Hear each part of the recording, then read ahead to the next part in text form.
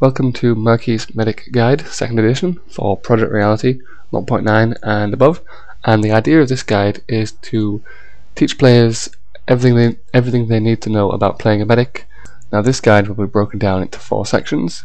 I will talk about the squad role and communication, reviving, healing, and then tips and advice. So I hope you guys enjoy it and find it illuminating.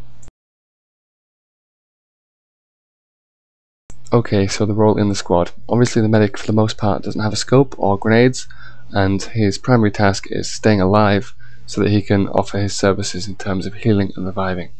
And to that end, I would usually advise that when a squad is moving together, the medic sticks towards the rear or the centre of the squad, so that, as I say, they can stay alive and stay safe and be near people when they need to be healed or revived.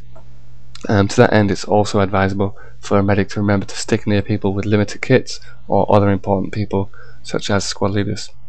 Another important aspect of playing the role of medic is that of communication.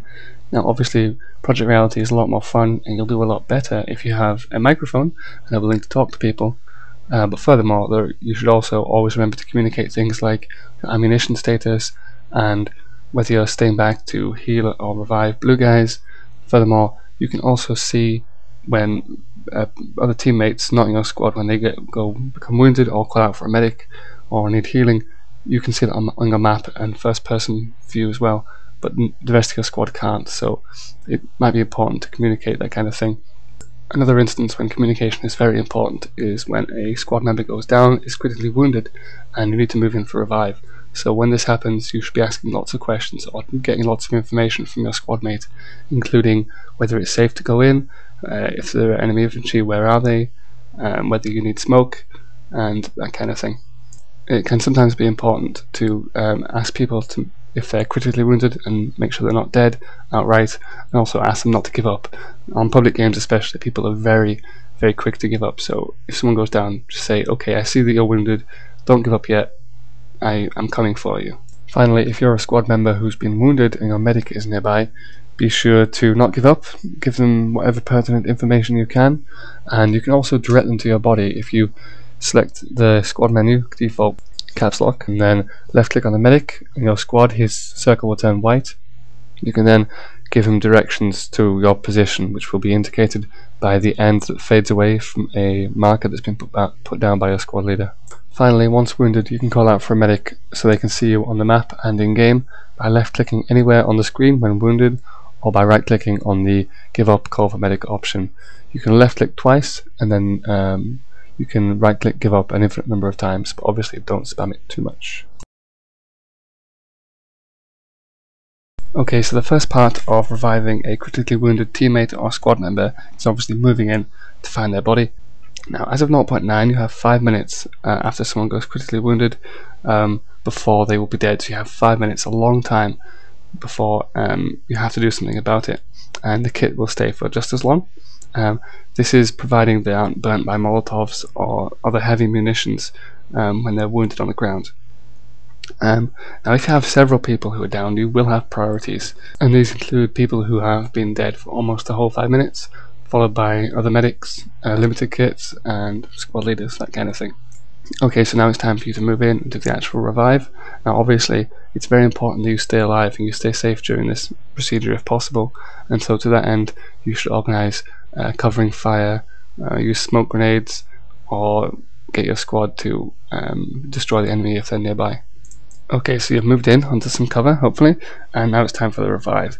Now the revive is basically done with the EpiPens, which is default number 5. You would equip that just as you're moving in, and then left click whilst crouching or going prone next to the body of the person you're trying to revive, in which case they should then pop up magically with 9% health, and although they're still incredibly vulnerable, they should be alive and well. Now there is a problem with reviving people related to the Battlefield 2 engine, in which people's bodies can become entangled in the ground or other objects, and to remedy this situation the most common method will be to use the compressions, which is default number 2. You get the CPR hands and you should left click on the person's body and jostle their body out of the object. What you're looking for is a larger bump, so if you press them a few times you might see a little bump, and then a bigger one will rise up in the air, and that means they should be totally unentangled and good to go. After which you would do as normal and use the number 5 EpiPen to revive. So you've moved in for the revive, and as I said, your patient will be on 9% health after revive, and they will be not very combat effective. Also, they will be very vulnerable. Even after you've healed them to 100% health, they will still be vulnerable for 2 minutes after revive.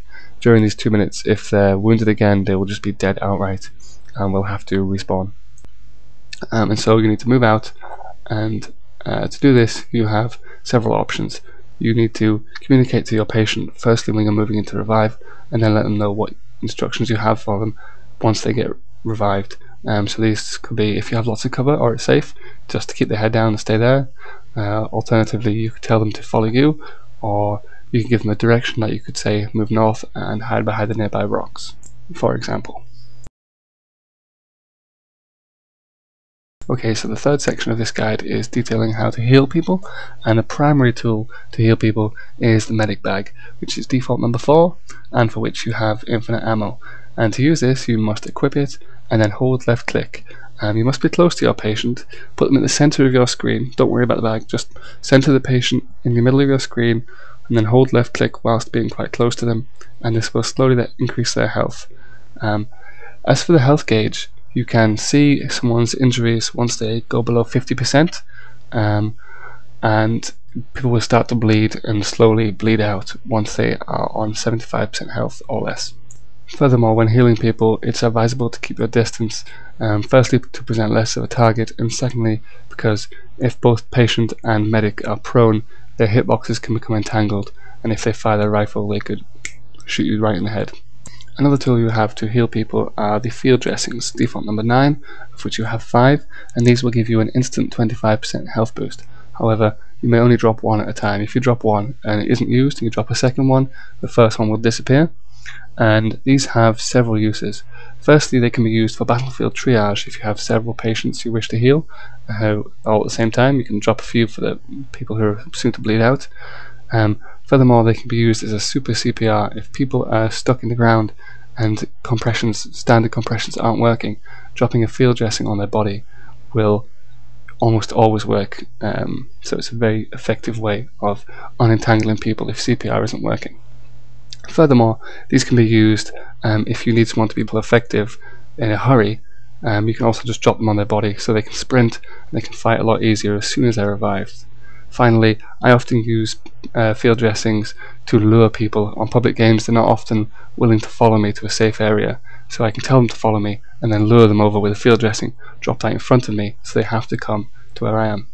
The final aspect of healing is obviously that of healing yourself, and this is usually done with the medic bag.